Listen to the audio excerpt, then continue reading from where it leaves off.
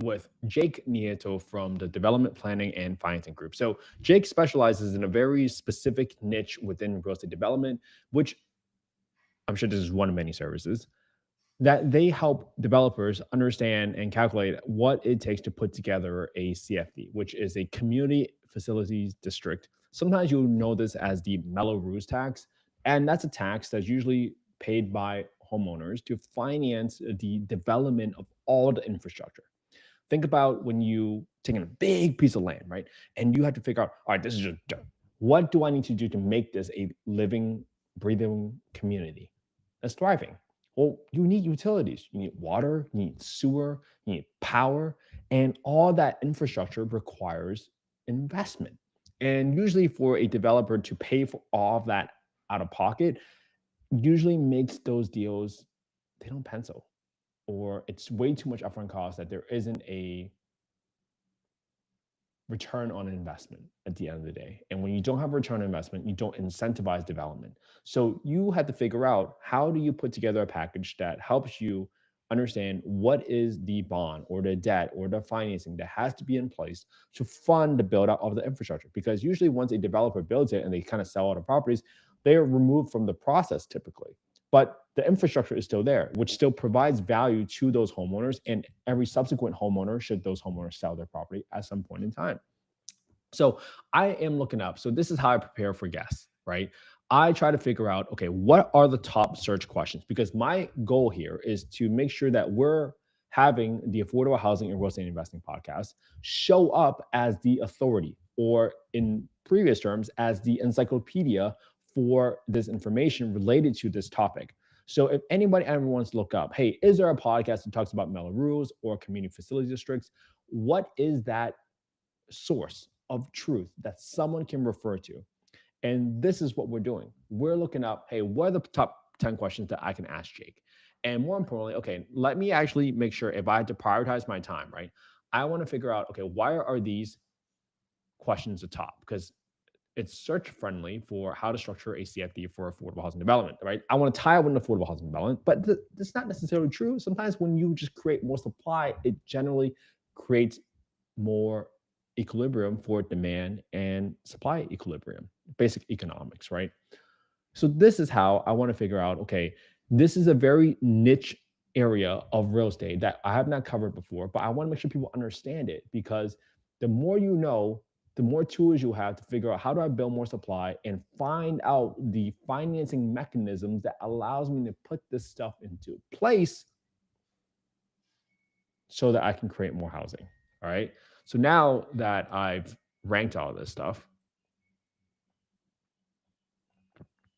what are the key phases to, oh, I like that question. That's a great one. So I want to make sure I'm typing down all these questions here as I like it. So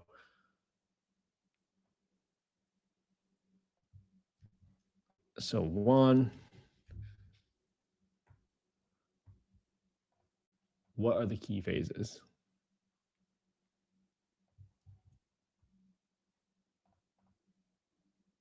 Core steps or key phases.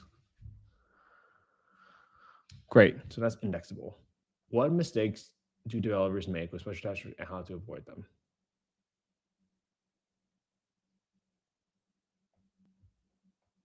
What are the most common mistakes? Boom. I like that one. For affordable housing salaries, how do you evaluate whether a city is a good partner? How to assess what factors show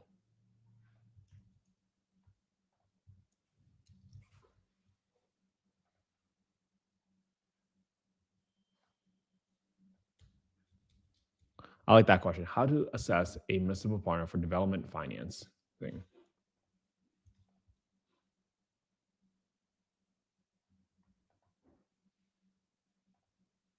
Deal friendly.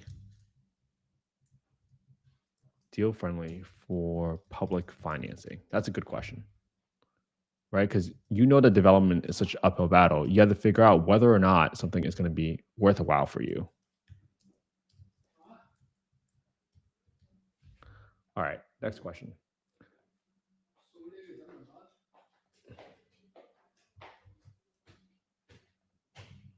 Let's see.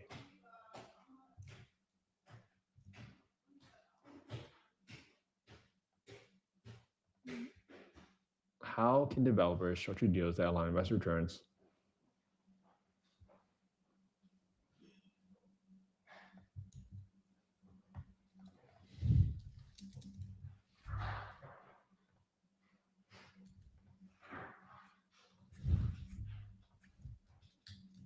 Examples of options so right here, or options for how you've seen deals structured, issues that came up, and how did you overcome them?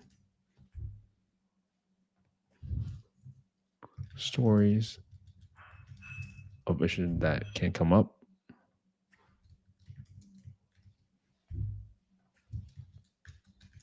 Extremely helpful here. 6. What's underwriting risk?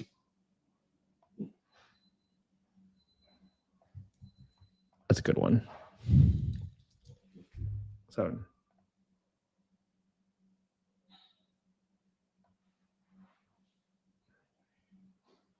I think this was just like,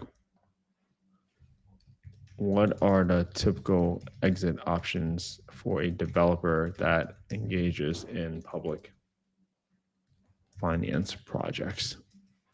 It's typically a build to sell model that you work with. 8, given the current interest rate and rising interest rates, how is it evolving and what should developers? Oh, that's a good one. What role do nonprofit housing developers? How can they collaborate? I don't know that question. For small mid-sized developers, never touch 100.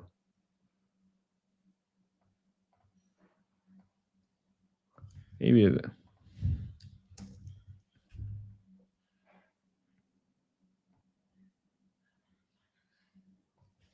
for developers who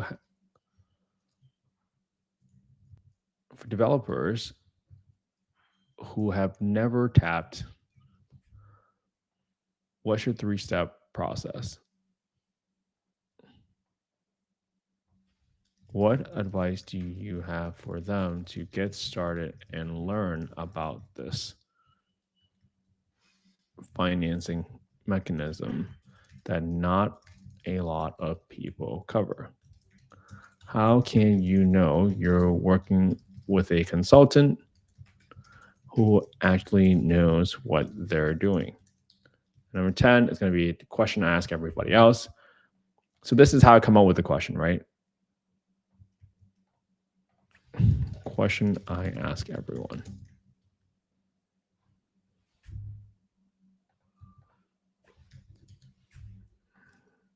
Boom. Oops.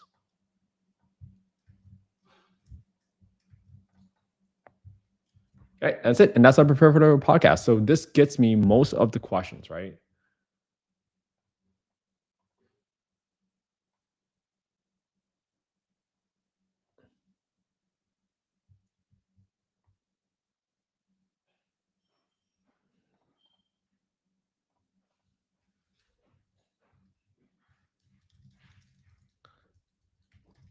Share some stories of how long it takes to put this financing in place from due diligence.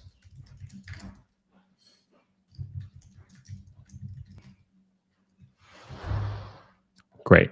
Let's go ahead and do this. I like to ask double talent. This is a great one. So this is what I'm going to do. I am going to send these questions over and I'm going to get ready to go from there. Hopefully this was helpful for everybody so that you can see how I prepare for these podcasts, specifically on how to engage our guests to make sure that we're extracting the most information possible for you. Have a good one, everybody.